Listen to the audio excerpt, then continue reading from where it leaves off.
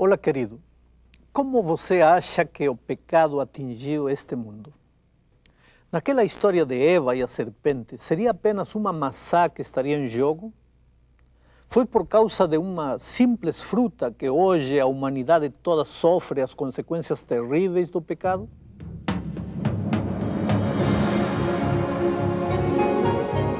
Ele permaneceu através dos tempos. O livro de Deus, a Bíblia. Indispensável em nosso mundo complexo.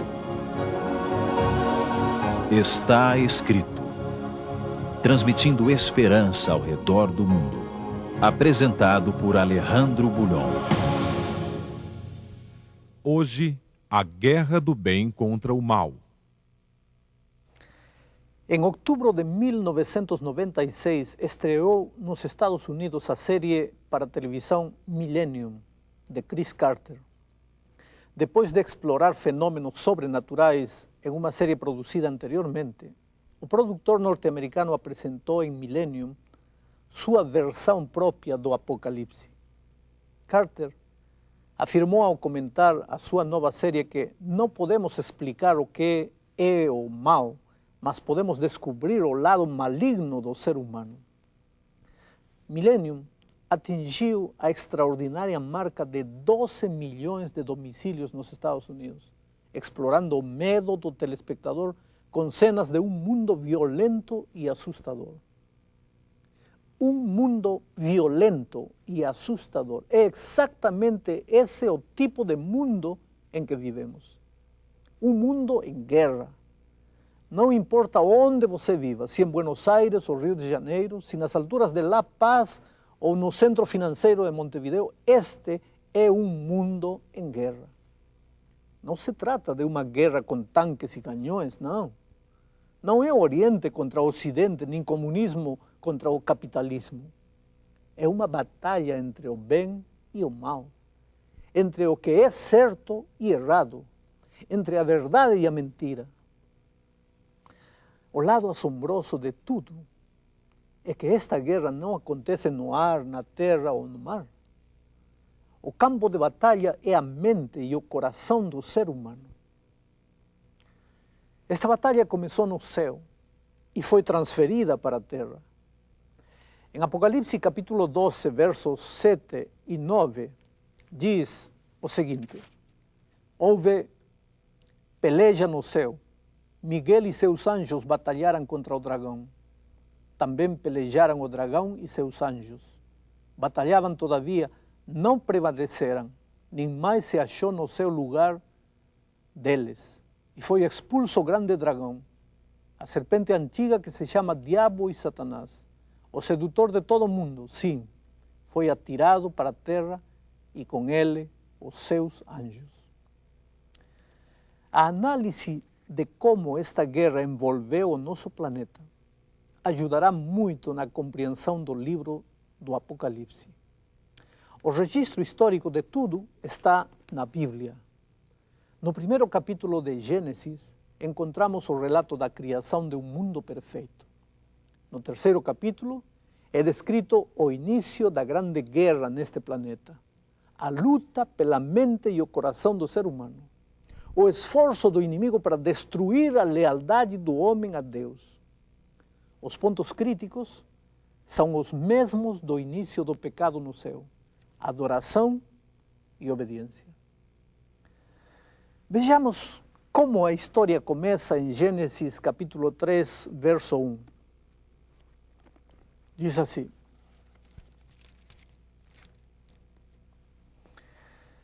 mas a serpente era mais sagaz que todos os animais selváticos que o Senhor Deus tinha feito. E disse à mulher: é assim que Deus disse, não comereis de toda a árvore do jardim? Nesse verso observamos a principal estratégia do inimigo. Ele não se mostra como realmente é. Disfarça-se, esconde-se, finge, simula e aparenta. A serpente era o animal mais belo da criação. Não era o bicho nojento que hoje é. Ela se arrasta hoje como resultado da maldição que recaiu sobre ela depois do pecado. Mas antes disso, a serpente era um animal tão extraordinariamente belo que Eva não tinha motivo para temer ou fugir. O inimigo parecia amigo, era uma companhia agradável. Foi desse modo na criação. Foi também assim ao longo da história e com certeza será de igual maneira em nossos dias. A Bíblia afirma em 1 Pedro 5, verso 8, que o diabo, vosso adversário, anda em derredor como leão que ruge, procurando alguém para devorar. E acrescenta em 2 aos Coríntios, capítulo 11, verso 14. Satanás se transforma em anjo de luz. Ah, meu amigo querido, não pense você que se na grande batalha dos séculos o inimigo quiser arregimentá-lo para seu exército, ele irá se apresentar pelo verdadeiro nome. Não. Ele virá a você disfarçado de algo maravilhoso e sedutor. Pode ser uma teoria bonita, uma filosofia deslumbrante, uma religião fascinante ou até um anjo de luz, segundo São Paulo. O texto bíblico declara também que o inimigo não disfarça apenas a sua pessoa, disfarça também o seu propósito. Ele não disse a Eva que estava ali para destruí-la e trazer desgraça às gerações futuras, não. Simplesmente levou-a para o terreno da religião. Usou a palavra de Deus, entretanto torceu-a, tentou mudá-la. Em Gênesis capítulo 3, verso 1, diz o seguinte: é assim que Deus disse, não comereis de toda a árvore do jardim? Deus não tinha dito isso, mas o inimigo faz uma leve mudança naquilo que Deus disse. Quase nada, você percebe? Este é um diabo religioso, aceita a palavra de Deus, não a nega, não luta contra ela, apenas a torce um pouquinho, o suficiente para criar desconfiança. Você não precisa ser radical, Eva. A palavra de Deus não pode ser levada tão a sério. Vamos, Eva, qual é a diferença entre esta e as outras árvores do jardim? Afinal, todas são árvores, você não acha? Ah, querido, guarde bem este argumento, porque este argumento será repetido muitas vezes ao longo da história. A palavra de Deus, dirão, não precisa ser levada tão a sério. É necessário ter mente aberta. Deus não pode estar preocupado com detalhes tão insignificantes. É isso que vão dizer. Lembre-se, esses argumentos serão muito usados ao aproximar-nos a este novo milênio e entrando já no terceiro milênio. O passo seguinte da serpente, depois de terminado a confiança de Eva na palavra de Deus, foi levá-la ao terreno da desobediência. Coma de tudo, coma o fruto, não tema, nada vai lhe acontecer. Comer um simples fruto não é algo moralmente errado. Deus está tão ocupado com o vasto universo que não terá tempo para preocupar-se com um detalhe insignificante. Você percebe que Satanás centra a discussão em torno do fruto, aparentemente, ele tem razão. Aquele era um simples fruto. Mas o que estava em jogo não era o fruto, e sim a obediência. É muito fácil para o ser humano distrair-se com exterioridades e esquecer a profunda realidade das coisas que não se veem. Na grande batalha dos séculos, o inimigo repetirá a estratégia. Levará a humanidade a pensar que Deus não pode estar preocupado com, entre aspas, simples detalhes, esquecendo que o que realmente está em jogo não são esses detalhes, mas a adoração e a obediência que só Deus merece. A obediência, meu querido, é importante para Deus, porque o ser humano é importante. Deus leva a sério a obediência porque Ele ama o ser humano e conhece o estrago que a desobediência gera no caráter e no relacionamento do ser humano. Mas o ser humano ficou entusiasmado diante da possibilidade de tornar-se um Deus, ou tornar ao próprio Deus um Deus descartável. Fascinou-lhe a ideia de ser ele o seu próprio Deus. Por isso, em Gênesis 3, verso 5 diz: se vos abrirão os olhos. Era isso que tinha dito o inimigo. E como Deus sereis conhecedores do bem e do mal. Esse é o início da tentativa do homem de romper o seu limite de criatura e tornar-se divino. E a história é a mesma hoje. Esta passagem bíblica, tão antiga quanto parece ser, retrata o modo como age e pensa o homem moderno. Deus passou a ser apenas um objeto de discussão e deixou de ser o supremo comandante da vida. Nos países latino-americanos, como no Brasil, 99% da população diz acreditar em Deus, mas apenas 59% leu alguma vez qualquer passagem da Bíblia, e menos de 40% frequenta regularmente uma igreja. Esse é o tipo de Deus que a serpente queria. Apenas um Deus de nome, com quem o homem se relacionasse sem nenhum compromisso. E ao longo dos séculos, o inimigo usou de diferentes instrumentos para abalar a soberania divina. Karl Marx, para quem a religião era o ópio do povo. Sigmund Freud, que considerava a fé uma expressão de infantilidade.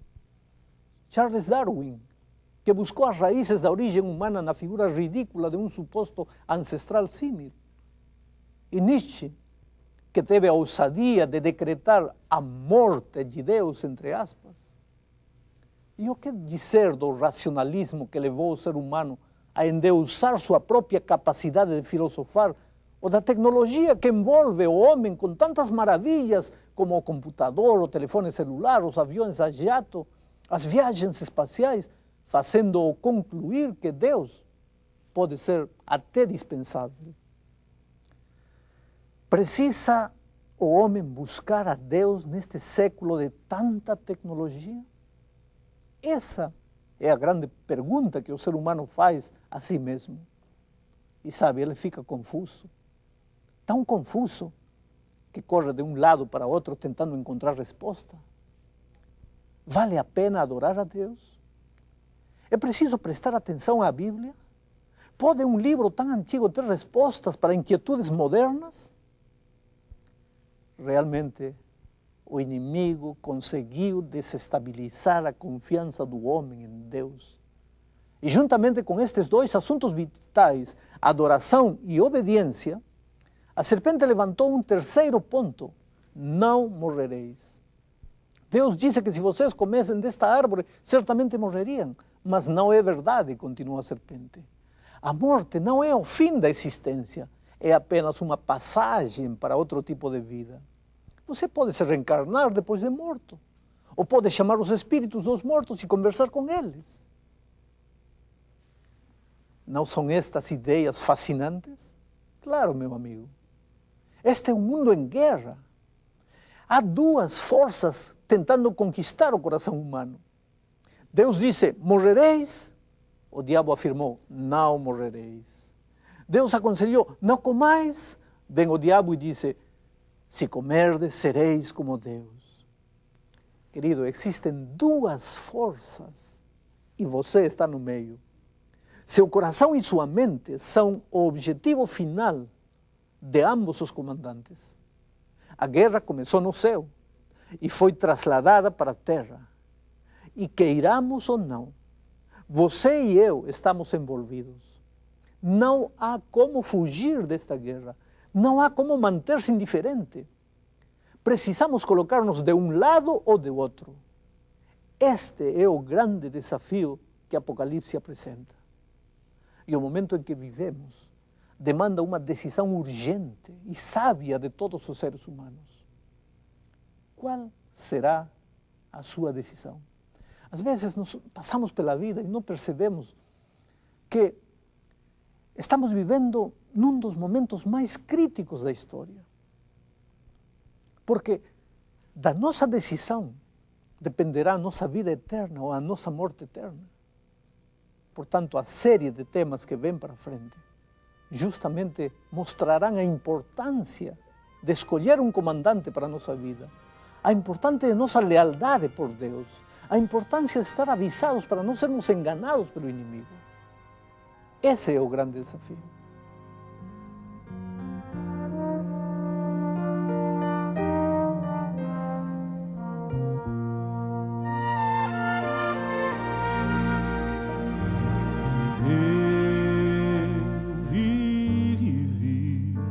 Tão longe de Jesus, desprezei essa luz que um dia recebi. O Senhor de mim teve compaixão, foi o seu amor que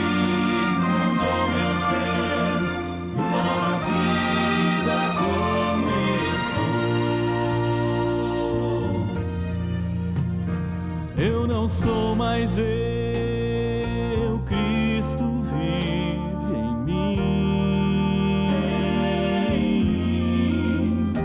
Eu não sou mais eu, tudo em mim mudou. Quando encontrei a Jesus, meu Rei, um milagre aconteceu.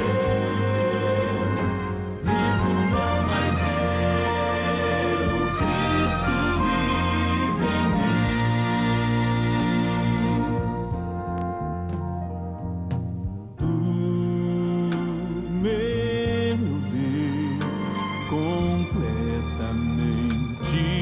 sou, me escondi em sua graça e seu querer. Hoje sei quem sou e também quem fui, vivo no amor que me resgatou e rendo glórias a Jesus. Eu não sou mais eu, Cristo vive em mim. Eu não sou mais eu, tudo em mim mudou. Quando encontrei a Jesus, meu Rei, um milagre aconteceu. Vivo não mais eu, Cristo vive em mim. Quem eu era já não sou, o passado já se foi. Vivo agora na alegria do Senhor. Se o pecado me chamar, insistindo em convidar, eu direi: morri pro mundo, Cristo vive em meu lugar. Se o pecado me chamar, insistindo em convidar, eu direi: morri pro mundo, Cristo vive em meu lugar. Eu não sou mais eu, eu não sou mais eu,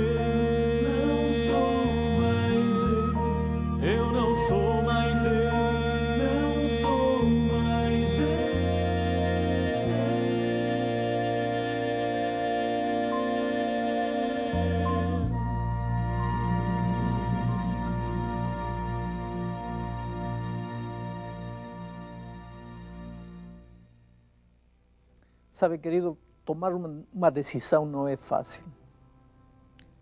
Às vezes, os jovens me procuram e dizem, pastor, me ajude a decidir. Em realidade, não querem ajuda. Em realidade, querem que eu decida por eles. Porque tomar uma decisão implica responsabilidades. O momento que nosso planeta está vivendo é um momento de decisão. E queramos ou não, todos temos que decidir. Você não pode fugir. Ficar no terreno neutro já é decidir contra Deus. Por isso vou orar agora, pedindo a Deus que ilumine a todos os amigos que assistem o programa, para que eles saibam decidir a quem servir nos tempos perigosos que estamos vivendo. Oremos. Querido Pai, a profecia indica que estamos vivendo no tempo do fim. A profecia indica que este mundo é um mundo em guerra. Desde o reino dos céus, quando Lúcifer se levantou contra ti, ele tem tentado conquistar o coração e a mente do homem para servi-lo. Tu, porém, reclamas adoração exclusiva. E queramos ou não, todos temos que tomar uma decisão. E neste momento suplicamos uma bênção especial e o trabalho do Teu Espírito iluminando as mentes e os corações para que todos saibam decidir em Teu favor. Abençoa todas as famílias que estão assistindo o programa. Aqueles que estão vivendo momentos difíceis em sua vida, lutas terríveis. Coloca paz no coração dessas pessoas. Responde ao clamor que cada um te faz. Em nome de Jesus. Amém.